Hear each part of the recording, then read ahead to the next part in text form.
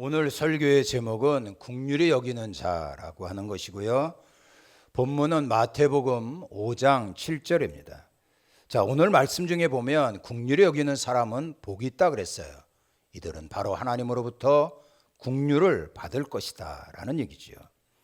긍휼이라고 하는 것이 무엇입니까? 이거는 자기가 잘못해서 비참하게 된, 그것도 왼수 덩어리. 얼마나 쌤통입니까?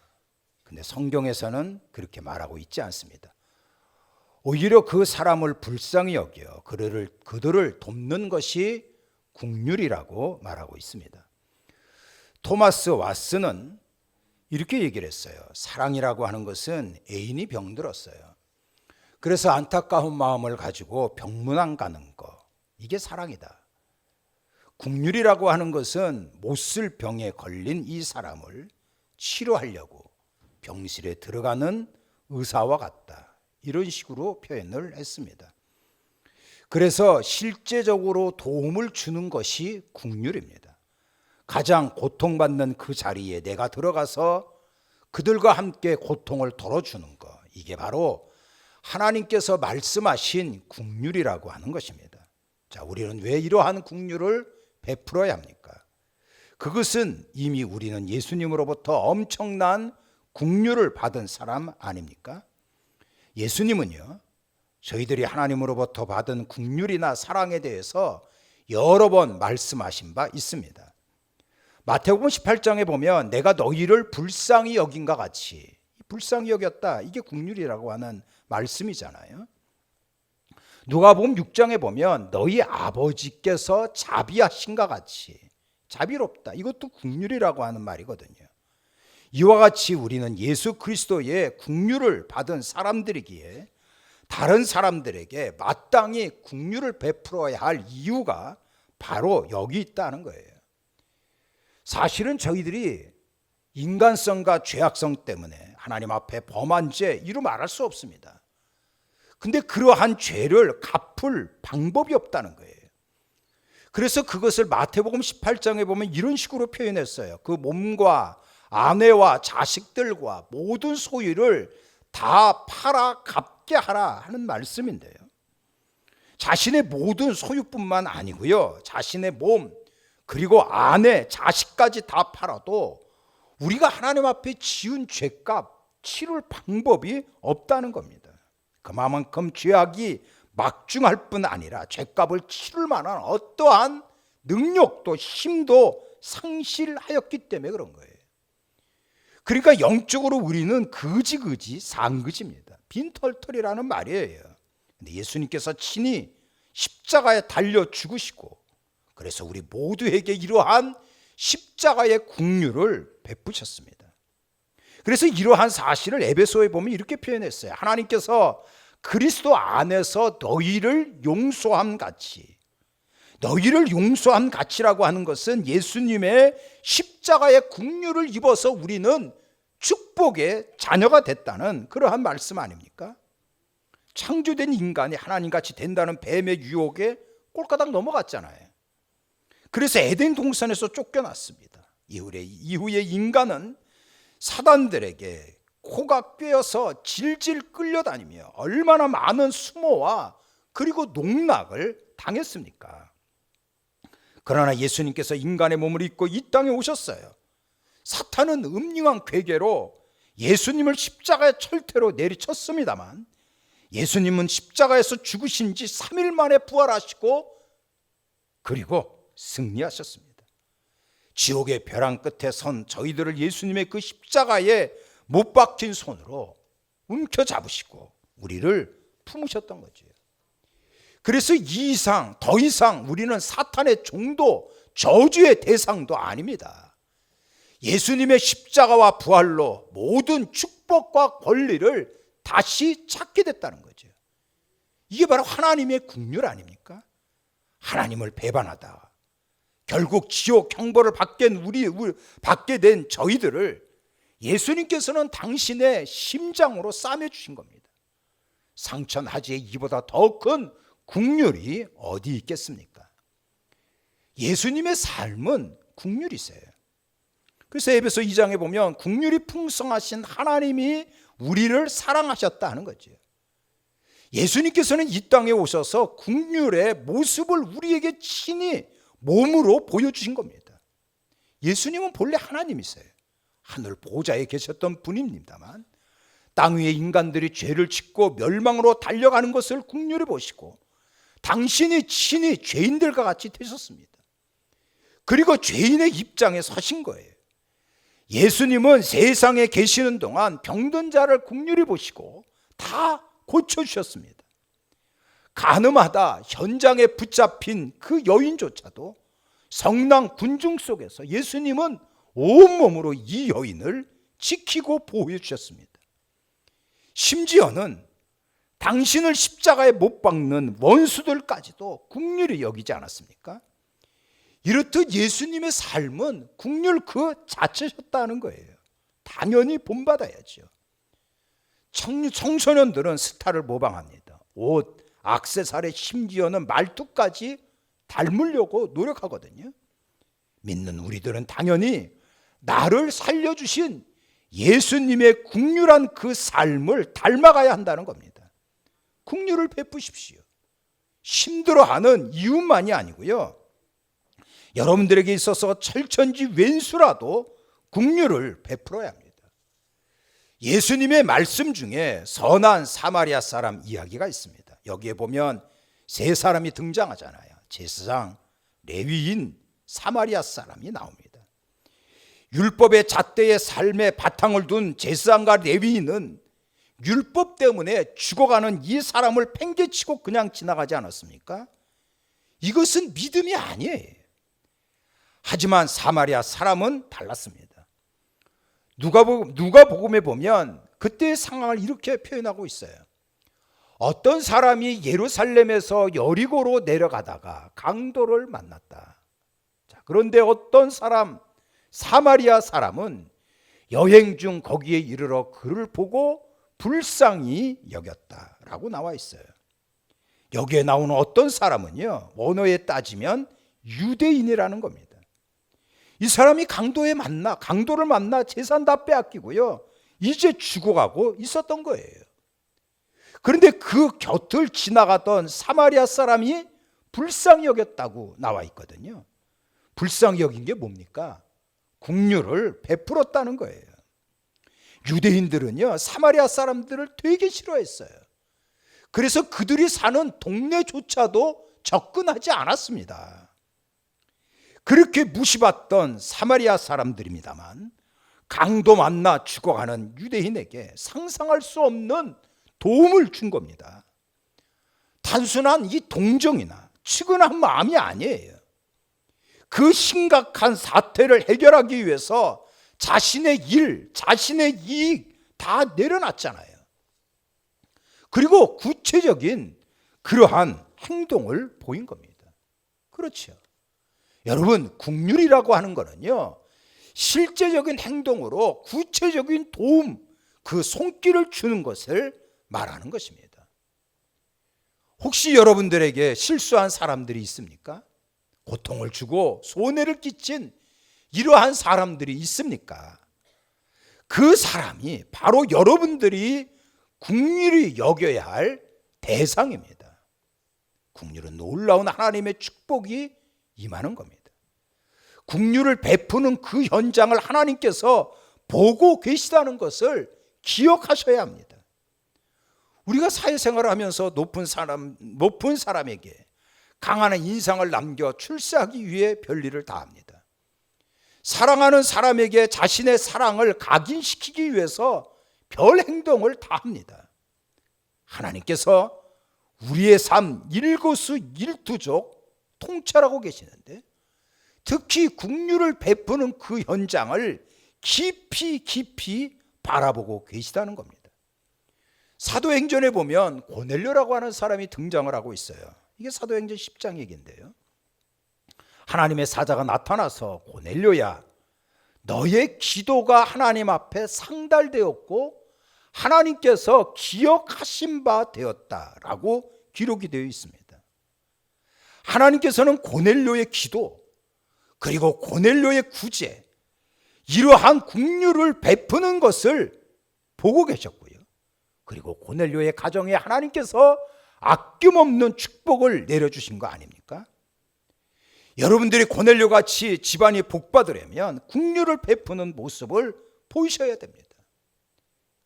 저희 집에 가전제품이 고장이 나서 AS를 받은 적이 있었습니다. 근데 그 직원이 얼마나 친절한지 감동받았습니다. 하루가 지난 후에 본사에서 전화가 왔어요. 어저께 다녀왔던 직원이 친절했는가라는 확인 전화였습니다. 아마도 인사 고과에 반영하는 것 같은 느낌이 들었어요. 이런 걸 의식해서 친절한 모습을 보인 것 같다라는 생각이 듭니다만 어떻든 제 기분은 상당히 좋았습니다. 저는 전화로 얘기했어요. 그 사람 끝내줍니다. 100점 만점이에요 라고 얘기를 했습니다. 우리가 긍휼을 베푸는 것이 꼬박꼬박 하늘나라 책에 기록된다는 것을 명심하셔야 됩니다. 긍휼이라고 하는 것은 마음과 생각에만 머무는 게 아니에요. 행동으로 옮겨야 합니다. 그래서 하나님의 말씀 중에 신명기 15장에 보면 뭐라고 얘기하고 있어요? 가난한 형제가 너와 함께 있거든 너의 손을 움켜쥐지 말고 반드시 그 손을 펴서 그에게 필요한 대로 넉넉하게 긍휼을 베풀라고 나와 있지 않습니까? 내가 마음으로 다 이해했어. 내가 너 용서했어. 이런 식으로 끝나는 것이 아니라는 얘기예요. 손을 펴서 필요한 것을 구체적으로 다가가 도우라고 하는 말씀입니다. 제가 이런 책을 본 적이 있어요. 사랑은 동사입니다. 행함이 없는 사랑. 명사로만 존재하는 사랑은 사랑이 아닙니다. 행동으로 보여줘야 돼요. 자, 먼저 여러분들 긍휼을 베풀려면요 따뜻한 표정과 웃는 모습으로 다가가십시오. 상대방을 휘어잡는 개구리 뒷다리 웃음법이라는 것이 있어요. 제가 설교를 준비하면서 몇 번 연습을 했는데 잘 안 되더라고요. 이런 겁니다. 눈을 크게 뜨고 째려보지 말라는 거예요. 그리고 윙크를 하면서 약간 얼굴을 내미시고 볼이 불룩하도록 공기를 넣어 양손으로 입을 갑자기 찢어 바람이 확 빠지면서 이쁜 이빨을 보이라는 거예요. 그러면서 따뜻한 말로 내가 잘못했어. 용서해줘. 라는 얘기를 해요. 연습을 했는데 잘 안 돼요. 근데 거울을 보니까 가장 화평한 얼굴, 편한 얼굴이 되더라고요. 그렇습니다. 긍휼을 베풀면서 5만 가지 인상을 쓰면 그게 무슨 긍휼이에요. 표정, 음성, 몸짓 모든 것이 다정다감하게 다가가는 것이 이게 바로 긍휼의 시작이라는 것입니다. 철천지 왼수가 있어요? 기도하십시오. 십자가에 못 박혀 고난받으신 예수님 생각해 보세요. 자신을 향하여 그렇게 조롱하고 죽이려고 하는 이러한 사람들을 향하여 이렇게 기도하셨어요. 아버지여 저들을 사하여 주옵소서. 기도할 때 긍휼한 마음이 생기는 거예요. 기도는 우리를 겸손하게 하고 하나님의 긍휼의 옷을 입게 만드는 것입니다. 용서할 수가 없고 생각하고 싶지도 않는 인간 말종, 우라통이 치밀어 오르게 만드는 인간이라고 하더라도 우리는 예수님의 그러한 사랑의 마음을 가지고 그를 위하여 기도해야 하는 것입니다.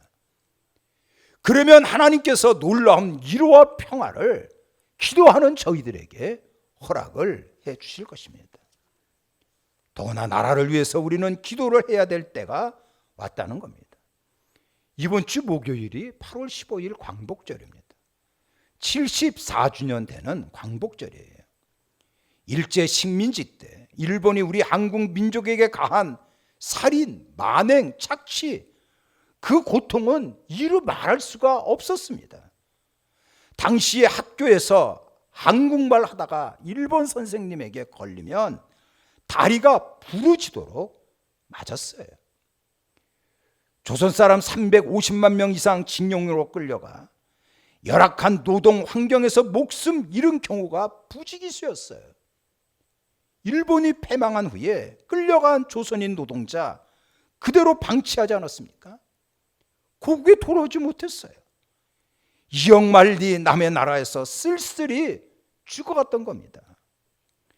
이것이 그 당시 일본 탄광에서 짐승같이 일하고 있는 우리 조선의 할아버지 할머니들이에요. 저렇게 일본식으로 얘기하면 팬티 하나 걸치고 곡괭이 자루를 들고 일하는 저 모습 얼마나 처참합니까? 12살부터 40살까지 조선 여성들은 징벌되었고 종군 위안부로 20만 명 성적 놀이개로 유린당했습니다. 12살이면은요 초등학교 5학년입니다. 5학년. 이 땅 전역에 신사를 짓고 신사 참배를 강요했어요. 매일 학교 오고 갈 때에 마을 높은 동산 동쪽 한가운데 만들어 놓은 신사 앞에 가서 두 손 모으고 3번 합장하고 절을 해야만 했습니다. 신사 참배는 우상 숭배니까 우상 숭배라서 반대했던 교회는 하나같이 문을 닫게 되었습니다. 목사님, 장로님들은 줄줄이 붙잡혀갔어요. 이것이 당시에 신사 참배하다가 일본 순사의 장검에 목이 잘리기 직전에 사진 아닙니까? 이렇게 잘려진 목을요 동네 한복판에 쭉 감나무 걸어놓듯이 걸어놨다는 사실입니다. 무서운 고문에도 예수님 배반하지 아니하고 일제 칼날에 망해버린 조국의 독립을 위하여 기도하다가 얼마나 많은 사람들이 순교하셨는지 모릅니다. 저렇게 죽여도 변절하지 않으니까 급기야 일제는요 민족과 교회 지도자 수만 명을 1945년 8월 18일 한날에 죽일 계획을 은밀하게 세웁니다.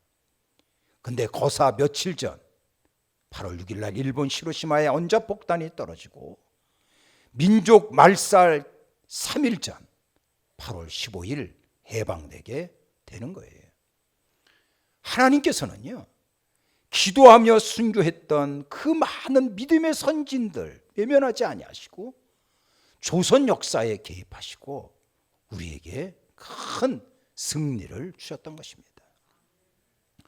요즘 일본이 우리를 향한 경제 제재는 사실은 심각합니다.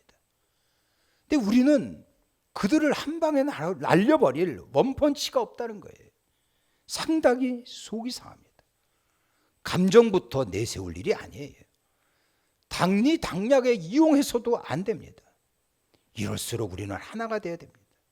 기술과 민족성 모든 면에 일본을 뛰어넘도록 어느 때보다도 부단히 노력을 해야 돼요. 그리고 하나님 앞에 기도해야 됩니다. 나라와 민족을 위해서 역사를 주관하시는 하나님 앞에 간곡하게 기도해야 된다는 거예요. 사무엘이 미스바에서 나라를 위하여 기도할 때 하나님께서는 이스라엘을 건져주셨습니다. 우리의 애국가가 사실은 찬송가였어요. 동해물과 백두산이 마르고 닳도록 하나님이 보호하사 이러한 나라가 되도록 우리는 하나님 앞에 기도해야 됩니다. 국률의 결과는 대단해요. 그래서 마태복음 5장 7절에 보면 국률이 여기는 사람은 복이 있다 그랬어요. 국률을 심으면 큰 열매를 얻습니다. 국률이라고 하는 것은 국률을 베푸는 사람이나 국률을 받는 사람이나 다 함께 축복받는 너 좋고 나 좋는 꼭 먹고 알 먹는 모든 사람이 만족할 만한 복을 받는 겁니다. 첫 번째가 뭔지 아세요? 천국을 소유하게 되는 겁니다. 자, 하나님의 말씀 중에 잠언 19장에 보면 이러한 말씀이 있어요. 가난한 자를 불쌍히 여기면 이게 국률한 행동 아닙니까? 그렇다면 여호와께 꾸이는 것이라 그랬어요. 꾸인다고 하는 것은 하나님께 보험을 드는 것을 말하는 거예요. 국률을 베푸는 사람은 천국에 입성하는 그날 하나님께서 긍휼을 베풀어 주는 겁니다. 무자비한 사람은 하나님의 긍휼을 받을 수가 없어요. 가혹한 심판을 면할 길이 없습니다. 긍휼은 천국에서 절대적으로 필요한 겁니다. 긍휼을 베푸십시오. 그래서 천국의 백성으로 우뚝 서는 여러분들이 되어지기를 바랍니다. 긍휼은요, 이 땅에서 하나님께서 크게 복을 내려주시는, 윤택하게 만드는 통로가 됩니다. 요셉 때문에 나라가 일어났잖아요. 요셉 때문에 한 나라가 살았다는 거예요. 요셉 때문에 한 가정이 축복받지 않았습니까? 그래서 요셉을 뭐라 그랬냐 하면 담장을 넘는 가지라 그랬어요. 이렇게 요셉이 축복받게 된 이유 중에 하나는 뭐냐 하면 이 사람이 긍휼을 베풀었기 때문입니다. 형들은 요셉을 그렇게 싫어했어요. 그래서 죽이려고 하지 않았습니까? 급기야는 동생을 노예로 팔아먹어버렸어요. 근데 하나님께서 요셉을 애굽의 총리로 만드시잖아요. 성공한 후에 형들을 만나게 됩니다. 형들을 만나서 요셉은 이렇게 얘기를 해요. 형님들, 당신들이 나를 이곳에 팔았다고 근심하지 마십시오. 한탄하지 마십시오. 내가 당신들을 다 용서해 줬습니다. 이렇게 말로 끝난 게 아니었어요. 요셉은 형들이 먹고 살 만한 모든 이러한 의식주를 준비해 주지 않았습니까? 긍휼을 베푼 거예요. 형들에게 천추에도 잊지 못할 상처받은 요셉입니다만 그러한 형들에게 긍휼을 베푸는 거예요. 그래서 축복의 통로가 된 것입니다. 호세아 선지자는 이렇게 얘기를 했어요. 자기를 위하여 의를 심고 긍휼을 거두라. 긍휼의 열매를 거두라는 거예요. 긍휼을 베풀라는 거예요. 그렇다면 하나님께서 의를 비처럼 너희에게 내려주신다는 겁니다. 하나님께서 축복을 긍휼을 베푸는 자에게 장마비 같이 쏟아 부어준다는 겁니다. 긍휼은 이와 같이 하나님의 큰 축복을 약속받는 거예요. 우리가 그 사람의 눈으로 상황을 볼 수 있을 때까지, 그 사람의 마음으로, 그 사람의 감정으로, 그 사람의 모든 것을 느낄 수 있을 때까지 우리는 기도하고 부단히 노력하며 다가가는 것이 긍휼입니다. 긍휼은 내 자신을 이와 같이 내려놔야 하는 거예요. 내 기준과 판단, 이것은 상대방의 필요에 따라서 반응하는 것이 긍휼입니다. 긍휼의 중심성은 내가 아니고 타인이에요. 특히 나에게 엄청난 시련을 줬던 그 사람이 대상자입니다. 긍휼한 삶을 사십시오. 긍휼을 베푸는 삶을 사십시오. 그래서 하늘의 큰 위로와 긍휼을 얻는 자가 되기를 예수님 이름으로 축원합니다. 축원합니다. 이제는 우리 구주 예수 그리스도의 은혜와 하나님 아버지 극진하신 사랑하심과 성령님의 위로와 교통하심이 예배드린 우리 모두에게 영원히 함께하옵기를 간절히 축원하옵나이다.